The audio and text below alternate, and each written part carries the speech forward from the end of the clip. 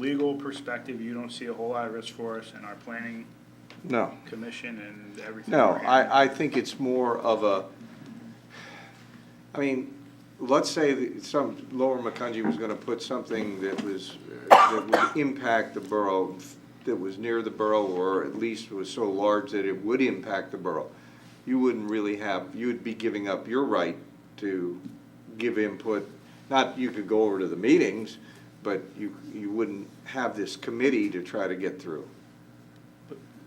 Well, I was just gonna say, I mean, we already went through that part. We suffered for that many, I mean, yes, and I say this very cautiously. I mean, there's a lot of things. It's, again, we're a town. We want people to come to the town. So it's a positive, but there's not too much more that can be affecting us. I mean, the houses are built up around us. We've expanded. But traffic could. Yeah, no, I know. I'm saying, I mean, we've already had that. I mean, the townships have grown substantially, so we've already kind of gotten over that hump is, I think, what I'm hearing, right?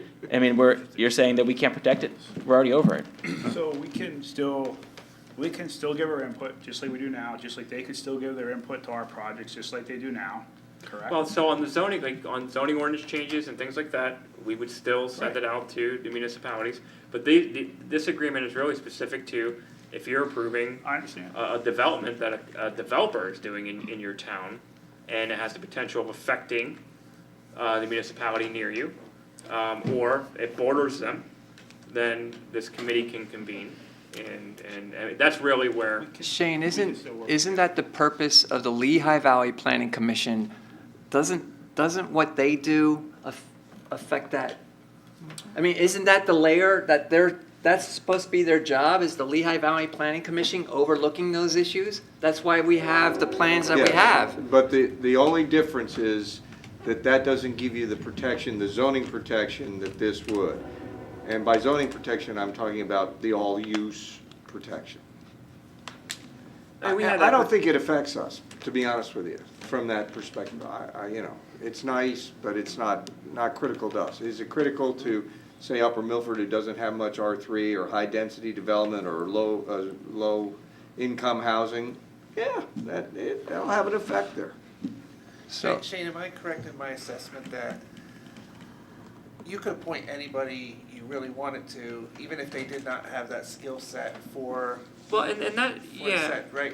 And that's one of my concerns with it. There's nothing defined by a professional person who has the expertise in, say, zoning or has more knowledge of it. You know, as I sit here, there's things I don't know about it, and I would be lost when I went to some of these meetings and have gone to one of the meetings prior. So I'm kind of, my main concern is the individuals that would be appointed, what if they, again, maybe have, you know, their outside positions or what they hold. Or in it their was the seats. planning professional from each municipality. Correct. You know, That would make me more comfortable. correct, and that's, I I think it guess would make that's each of you where more my comfortable. concern really is. Like, okay, a committee forms, but it's a professional that has expertise in the area rather than a, Council person or someone that Well, might have a little bit more thoughts behind their agenda of what, say, a Mace Borough should be. You know, say we have a person who wants to build homes in the one little open area that we do have. Well, where's that? you know, you know, I'm using that as an example, Oh. but would they be able to weigh in on that said development possibly? You know, if it meets those two, the way that's Criteria. written, if it meets those two requirements, right. yes. yeah, yes. And I don't know how that really affects outside, so. Not Right now, only that, I- the agreement does recommend basically a politician. They're recommending a council person or a supervisor. That is the recommendation, not requiring it, but recommending it. Like I said, there's some wording that I'm uncomfortable with, so. So that was CRD's, that was our final say. Councilman Shibsta and Councilman Baumgartner and I, that was what it came down to. There is not an expert, there is not anyone to guide the process. So it could end up was- being political, It too. could be very political. Well, And that's what we were all very uncomfortable with. And exactly that. It's recommending that you put a politician in a place to deal with a professional plan. Yeah. Like, you know, the people that put the plan together, the developer spends thousands. Hey, we're In some politicians cases- and we don't even favor it. But in some cases, millions of dollars on that development, and you're gonna form a committee that doesn't have a single recommended body who is a professional Yeah. looking at it. That's tough to swallow for anybody, Yeah. Who's looking at that. All right, we ready to wrap it up? I think we're starting to repeat some of the things now. We're going in circles. So, all those in favor say aye. Aye. Aye. Wait, this is the, clarify. the mo, Wait, you wait, want me to wait, review the motion? The wait. motion was to not approve the reject agreement. So an aye is to not approve. Not approve the agreement. That was the original motion. So an aye vote would be that you're voting to not enter. A no vote would be that you're opposing this. So, So. are you all, So you we're- good? Yeah, I mean, we could reverse it and just vote no. No, It but the would motion be- and second was made already, to not enter the agreement. So you're gonna vote affirmative if you do not want to enter the agreement. So all those in favor of the, not entering the agreement say aye. Aye. Those opposed say no. There are 7 ayes.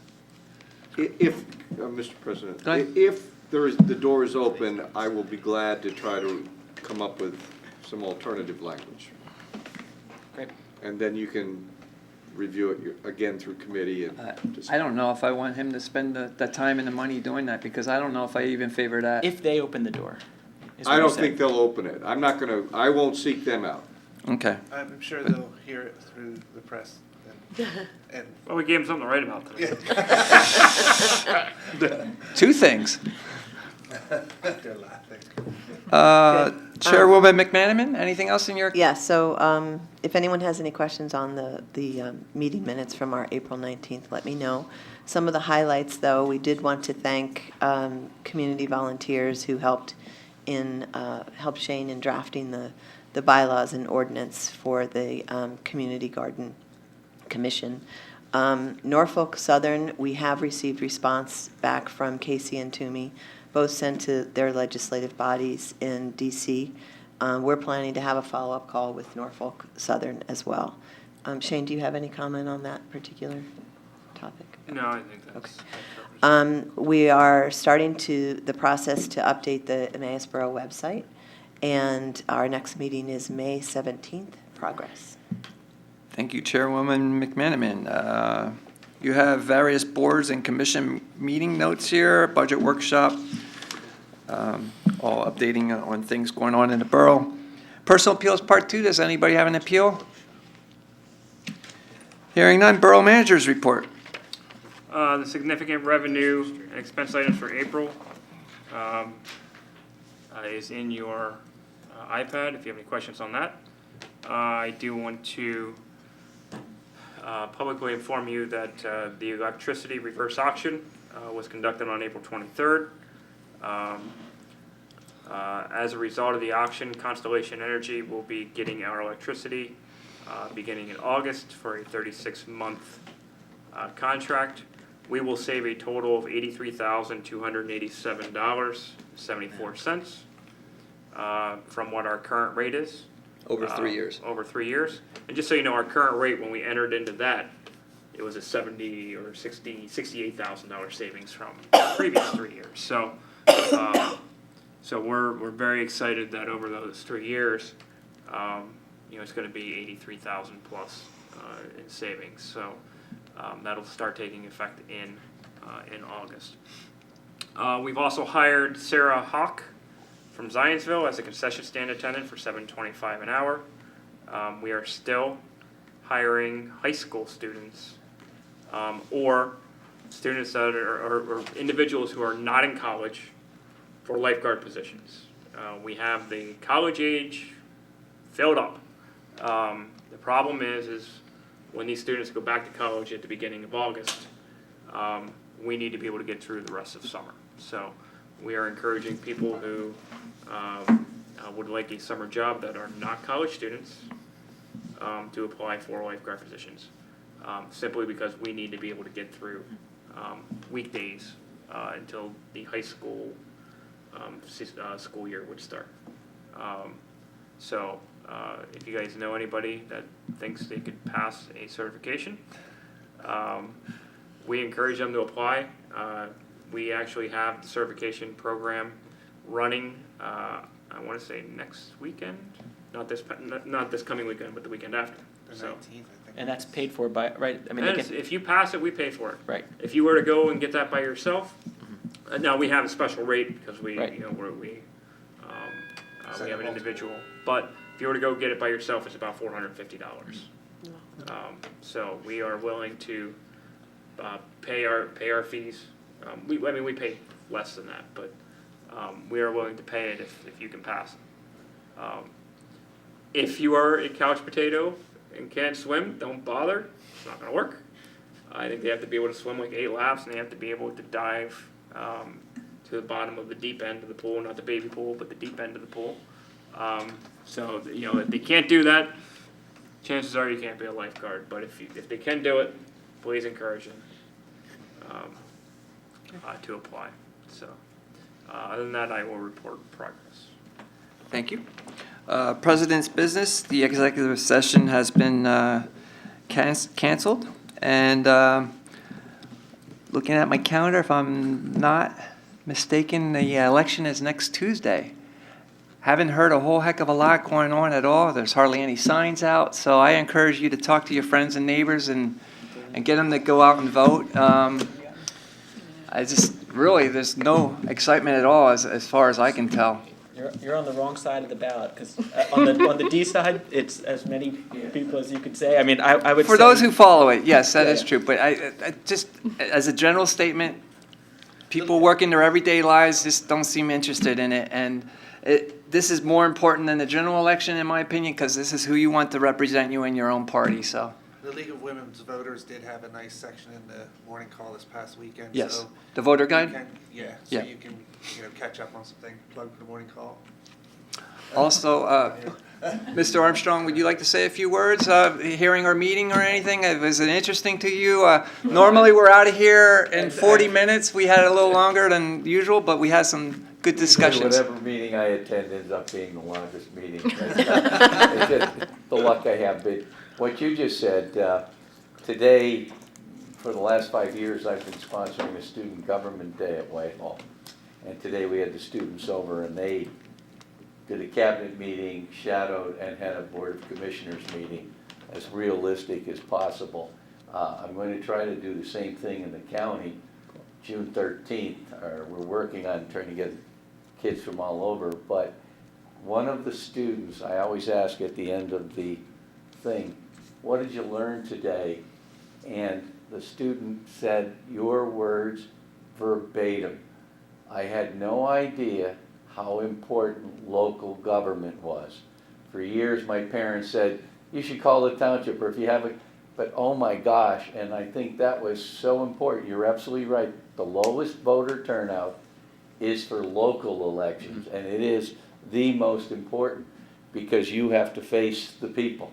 They'll, if they disagree with something, you will hear about it.